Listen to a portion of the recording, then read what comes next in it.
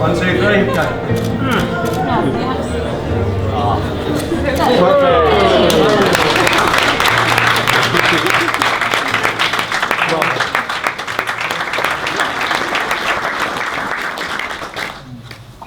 I'm a bit overwhelmed, honestly. Thank you so much. I have childhood friends in the room from Beirut. I have friends who flew in from New York. I have friends who I've met in Stavanger and in Bellagio and in Paris and in different cities all around the world, and you're all here, and I'm so grateful for your presence and your time. It has been a wonderful adventure. Having my school friends here, it's been 20 years since I last saw some of them, so I'll let you know what happened in the past 20 years real quickly.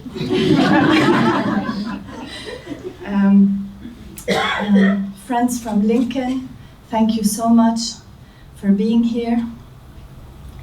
I want to start by showing you an infographic of my family, because I want to talk to you about identity.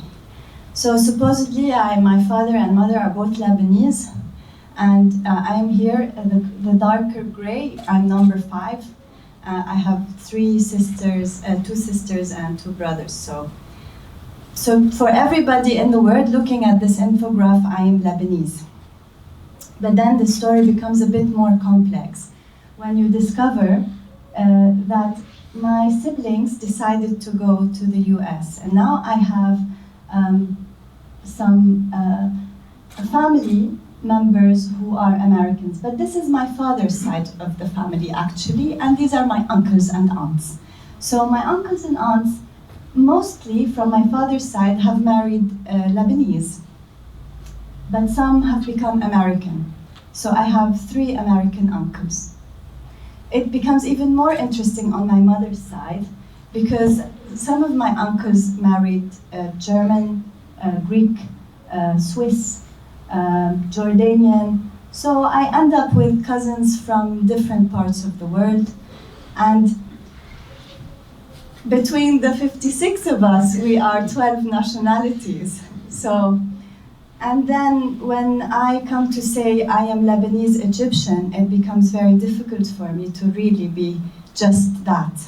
I think it's, if you ask me, are you Lebanese or Egyptian, it's even a more narrowing down of my real identity. I see myself as a global citizen. I see myself as belonging to the world. And I see that these borders that we have created for each other, for ourselves, are simply absurd. This is how I feel about it. I grew up in the civil war in Lebanon, but my cousins who flew in every summer brought in their music, their food, their culture. So I grew up thinking that I belonged to the world and not just this plot of land.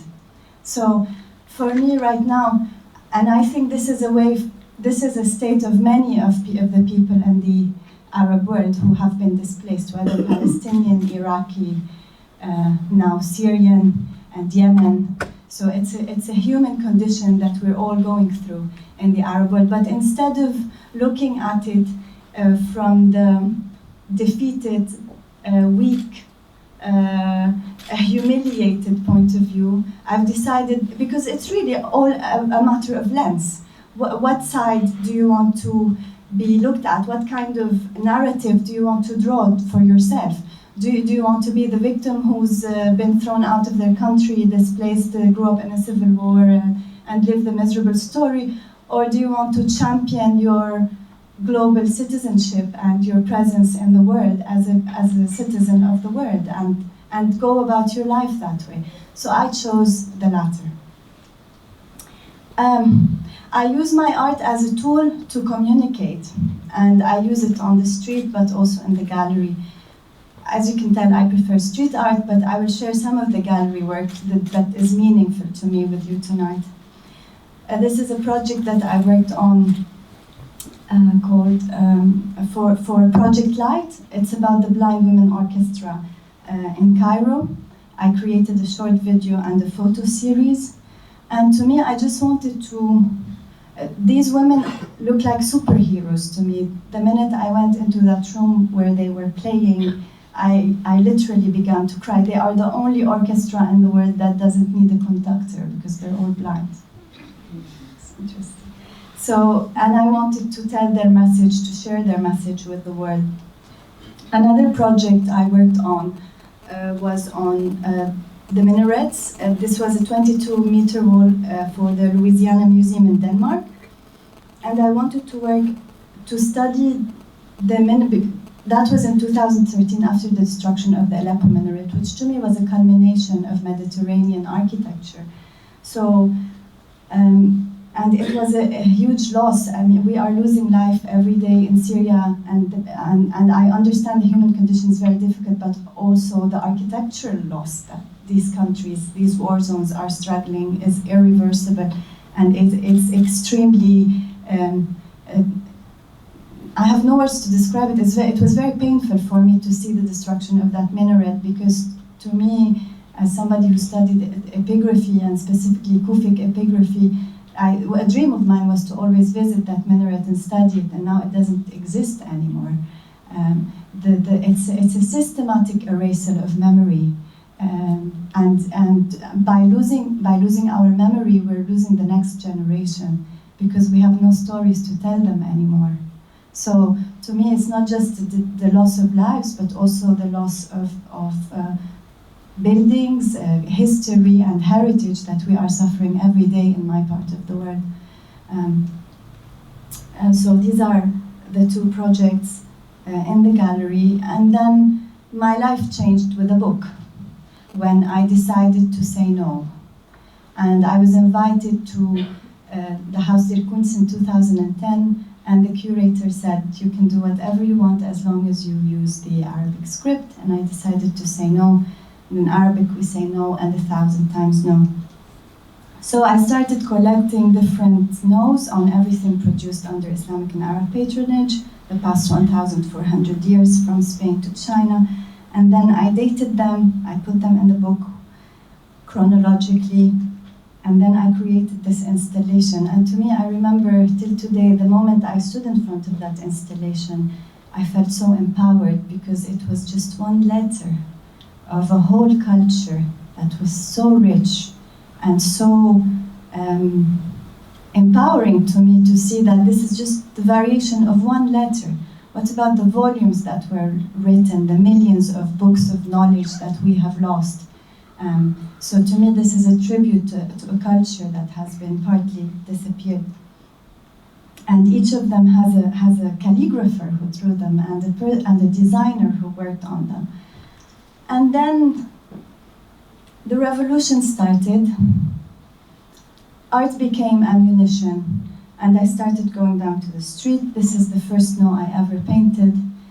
I had been documenting. Honestly, I felt like it's none of my business. I don't want to go down to the street. I have nothing to do with the revolution. It's not my revolution. But then for 9 months, I was doing nothing but documenting the revolution online. At some point, it becomes impossible, after what you see, to say, I'm going to play historian now. It becomes impossible to live. And so for me to deal, and I felt guilty every day that I'm not a doctor or I'm not a lawyer, that I cannot help those being killed every day on the street. So I said, I'll do what I can do, I can paint, so I will use that as a tool to help. And I started painting. No to military rule was the first one, but each one of these no's was for a context. So no to violence, no to killing, no to a new pharaoh, no to military trial, no to emergency law, no to barriers, no to bullets, no to tear gas, no to sectarian division, no to blinding heroes, no to burning books in this case, no to stripping the people. Each of these had a story and a reason why it was painted. And I kept painting those over and over again in different parts of Cairo. I painted for 2 years on the street. Every weekend, I would take my stencils at 3 in the morning. I would go down and I would paint. I'll share a few of the things I've painted. It wasn't only No that I painted. That was the first series. So this is Tahrir Square, and the X is the Ministry of Interior. And you can see how the Ministry of Interior is protected. This was the first wall I ever sprayed right in front of the Ministry of Interior.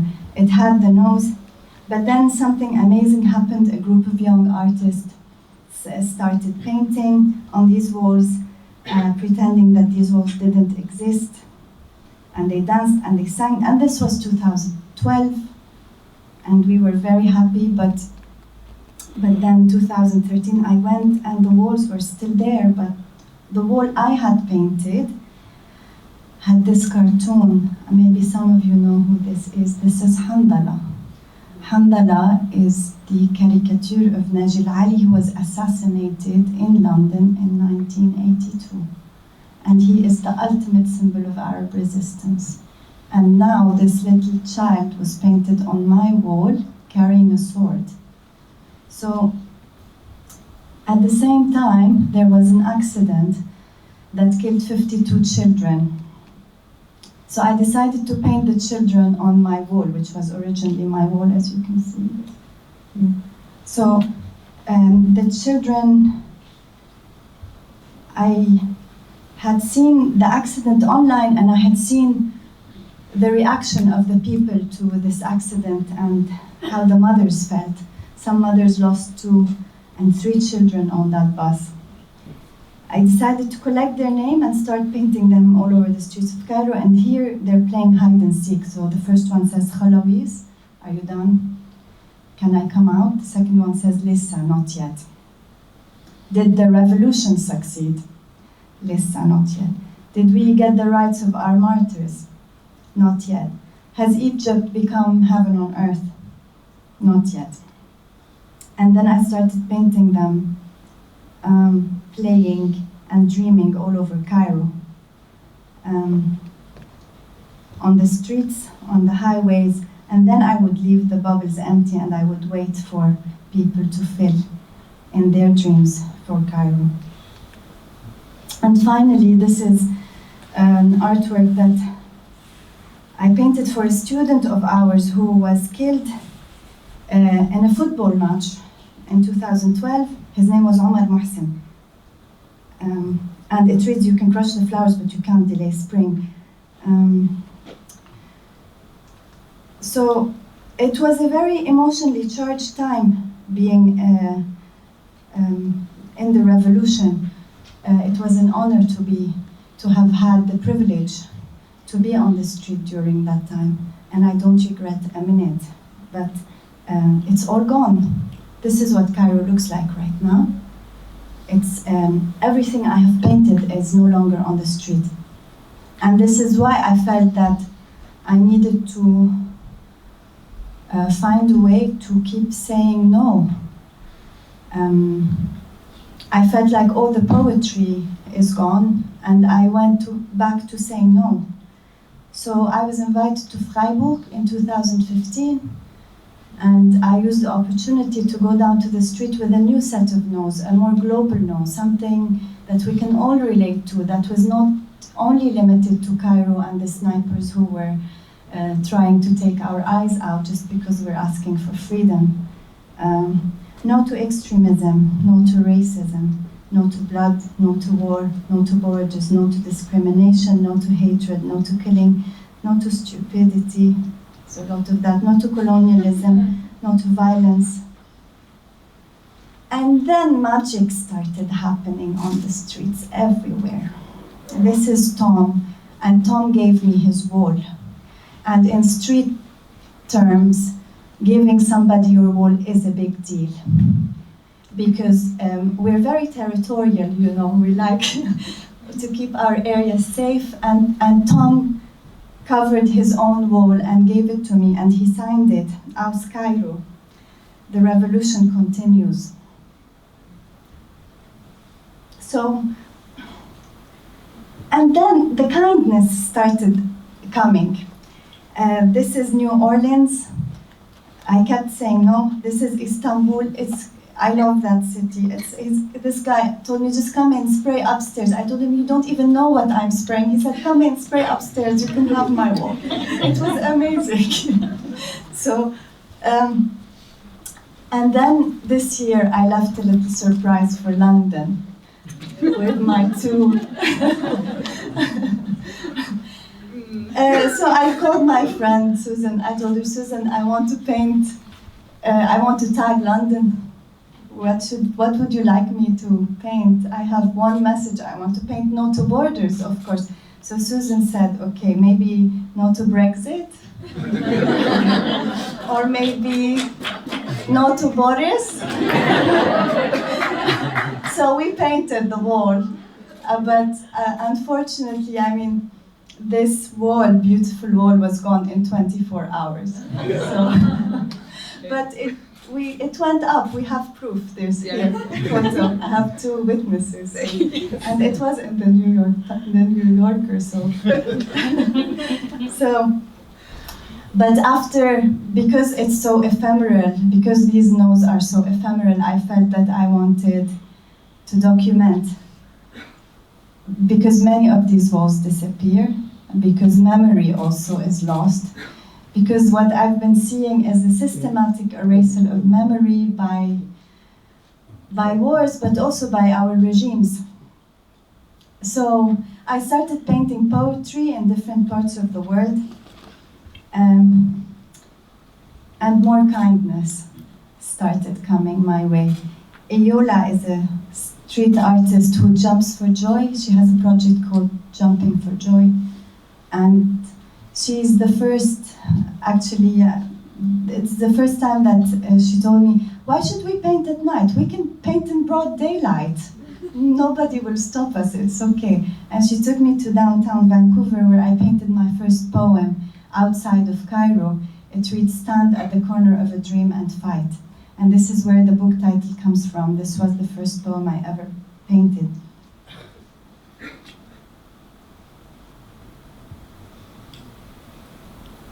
The second wall I painted was in New York, and this lady is the reason why I painted the wall. She's been detained this week. Her name is Mahinur al-Masri. She is a lawyer from Alexandria. Sana Saif is another activist. These two paintings are by a dear friend of mine, the brilliant Ammar Abu Bakr, and he painted Sana and Mahinur because they were in jail. So in New York, I painted a Darwish poem about butterflies who are imprisoned. And in the process, I met an amazing group of friends, these macho, strong men. They're called Snake and Cool Keto Expandel, and like really mean names, but they're beautiful, kind gentlemen that I shared the wall with, and we painted together on a beautiful New York spring day. In Madison, we painted No to the Impossible, and it was 0 degrees outside, so we had to paint indoors, and the work became like a carpet where we tell stories and share secrets. And we also had a Midi Fatimid conference. Two other people who were at Madison were also interested in the Fatimids. So it's amazing the kind of relationships that grow out of the walls I've painted. In Marrakesh, the first Arab country I painted in was "We love life if we had access to it." And the wall, to me, as you can see, every time I try to rediscover what Arabic is, what Arabic looks like, how Arabic is written. And I try to invent new ways for me to be perceived as an Arab, to be read. And here, I only used 3 shapes to write the sentence, 3 pure shapes. But as much as exciting it is for me to create these walls, it's also the people, these students, these design students in Marrakesh who helped paint the wall. And their energy when we were painting the wall is what was contagious. In Tokyo, I painted "On this earth there are things worth living for," and I was far away from home. I missed my daughter's and I stopped two little girls on the street to pose for me. And they were the exact same age as my daughters. My mother-in-law can't see that well, so she thought they were with me in Japan. But it's okay. The gentleman who offered his building had visited Cairo, proof he has a camel on his ceiling, on the roof. and the beautiful photographer who showed me around, and the volunteers who joined me on the wall. It's always the kindness, but also the misery. It's the pain that makes me paint. It's this every day in the news, and us being numb to it, us looking the other way, us thinking that it's okay. It's just the news. They're just numbers. And I find it very painful that we're becoming numb to this. So I painted this in Kefalonia on a Greek island. It reads, "Those who have no land have no sea." But this was painted in an Olympic swimming pool place where young Greek men and women come to train to become the Olympians of the future. So to me also the place was very significant, that at people who were swimming here are recognized for their athletic ability to swim, while others just behind the wall are drowning every day and dying at sea. So that parallel was very important for me. For Beirut, I painted "My Country is Not a Suitcase." This poem is very special because Derwish was conflicted. When he wrote it two times. And the first time he wrote, "My country is a suitcase." And the second time he wrote, "My country is not a suitcase." So I decided to write the "not" in red because you can keep it or take it out as you please.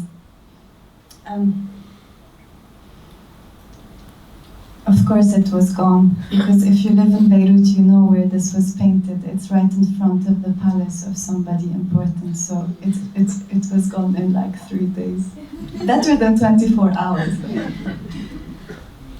In the Netherlands, I met this amazing group of scholars studying in the Netherlands from all parts of Europe. Brexit had started, and there was this conversation we were having on the wall. Is this right? Why is it happening? Why is this happening to us? These young students were telling me it's not right. This is not the Europe. This is not the Europe we grew up in. This is not what we want, and this does not represent us. And they were from all over Europe, studying in the Netherlands at the time. And I think painting a wall with a group of people, you become a kind of a family. It's a very special experience because you face challenges. Like in this case, the wall was erased the first night because it was washed out by the rain, so we had to cover it in the middle of the night. I had no idea how to cover like a 10-meter wall, so it was the power of 10. We were 10 people, and suddenly the wall was covered. I really don't know how, but it was covered. And the poem reads, "One day we will be who we want to be. The journey has not started and the road has not ended." I wanted to end the year on an optimistic note.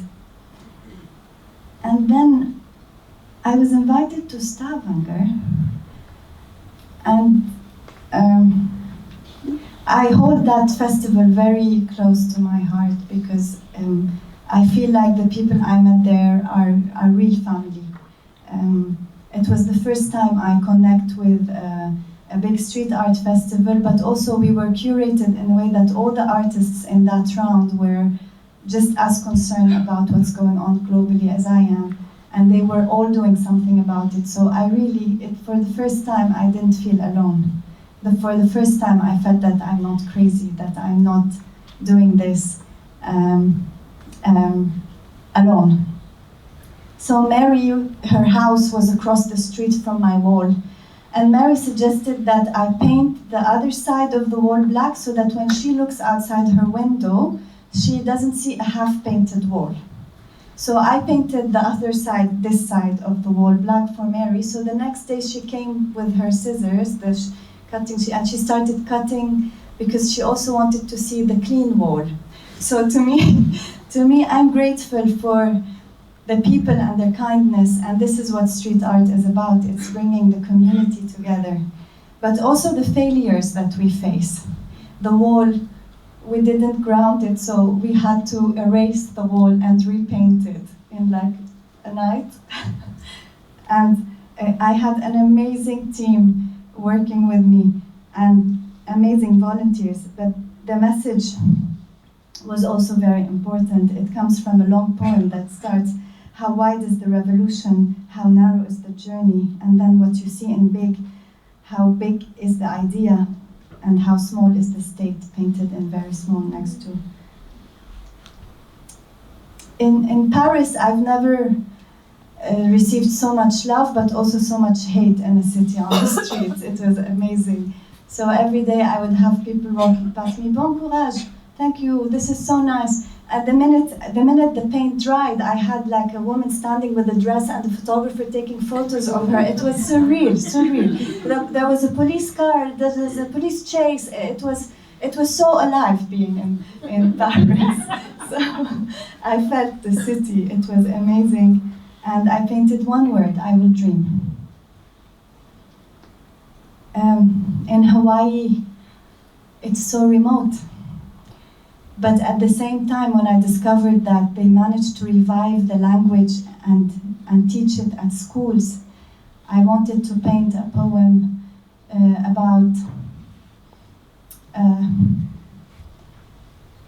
it's about poem about coming back, and also again the people who were part of it were amazing, and the poem reads, my people will return as air and light and water. And to me, this is true not just of anybody struggling with a post-colonized condition, but also to anybody who's trying to become or be themselves. And then finally, the wall in Lincoln, that's not in the book, but that I painted thanks to Claire Cumberledge, who's here today. I don't know how to start talking about this wall because it's 30 meters, but this not the size that's special about it, really. We painted it in 4 days, 3.5 days, but also the speed was not what's amazing about it. What's really amazing about this wall is that we had 40 volunteers. That Lincoln is the 3rd highest voting for Brexit in the UK. That half of the volunteers who came with little children and were veiled women living in Lincoln. That people came from different walks of life, from different backgrounds, and that they painted every day with us, some staying till much later at night. It was an amazingly diverse group of people. It was, to me, the walls are nice and they're dear, and as an artist, it's a pleasure for me to work on the walls. But to me, the people who come together around the walls and who paint the walls are becoming the important thing now. They are the real story. And this is why I paint. It's not the art, it's the people. And we tend to forget that. Art is important for humanity, but it's us. It's how we connect humanly to each other. This is what matters at the end of the day.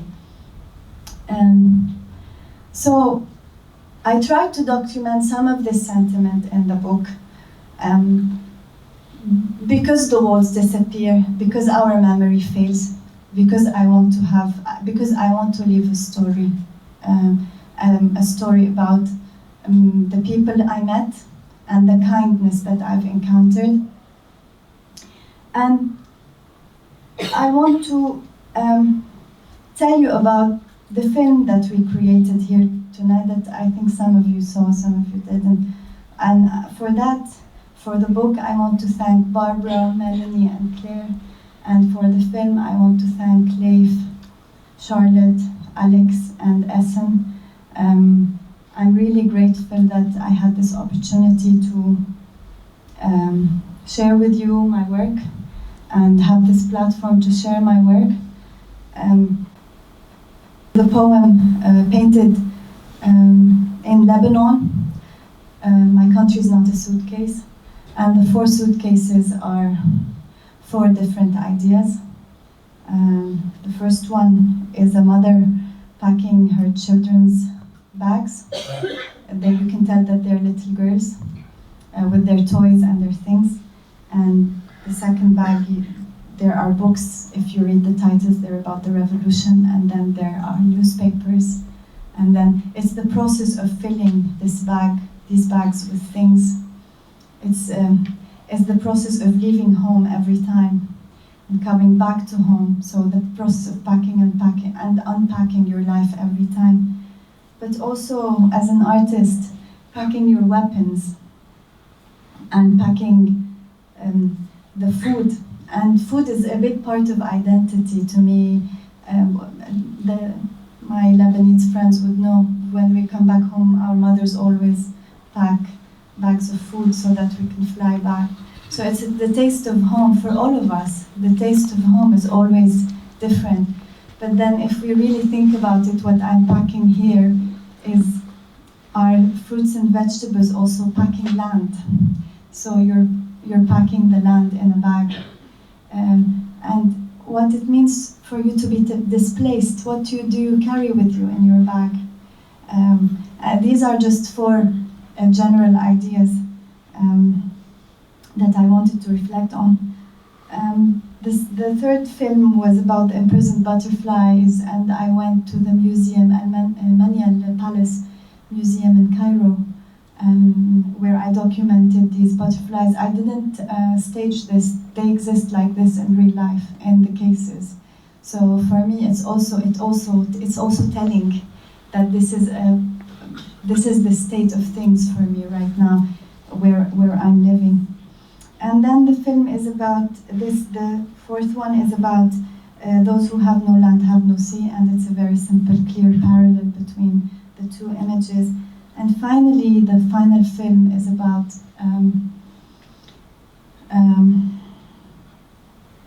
a wedding, and the poem that was painted in Marrakesh about we love life if we had access to it. I shot the film in Hattaba. Hattaba is a random housing area, one of the poorest neighborhoods in Cairo, but also one of the most historic. It has a lot of historic monuments that are neglected and not being preserved. And the people there are...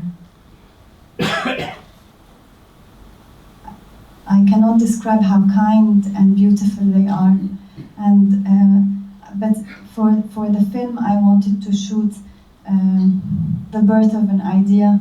So they're coming in a car, they arrive at a destructed house that is destroyed completely, and then there's the butcher that is slaughtering meat behind them, and then eventually they're sitting behind the city of the dead. So each film is a reflection of a different state.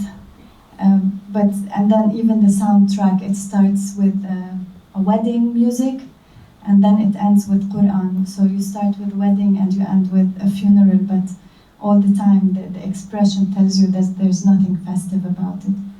So for me, this has been an interesting experiment to translate poetry into film, and for that I'm really grateful to have the opportunity to reflect more on my practice, but also to experiment with a new medium, to create an immersive experience, and that to bring Cairo to London. That was important for me to give you a taste of where I live, with all of its beauty, but all of its pain.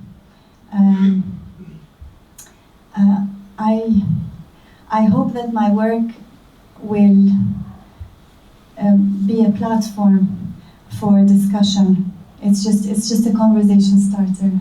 And it's not the work in itself, but it's the conversations that grow out of the work. It's the connections that we make around the work or near the work that's important for me, and I hope that you will use it that way in the near future. Thank you.